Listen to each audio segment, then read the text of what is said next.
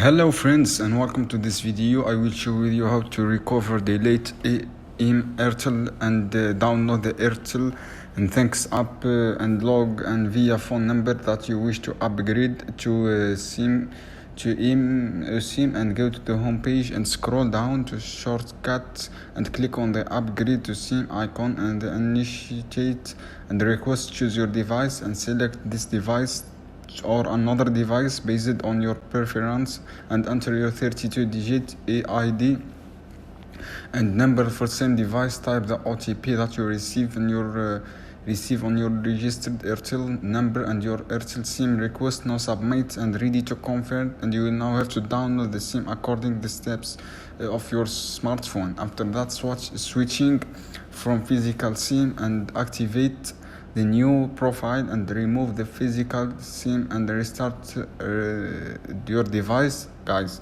if you found this video helpful, like this video, share this video for more content.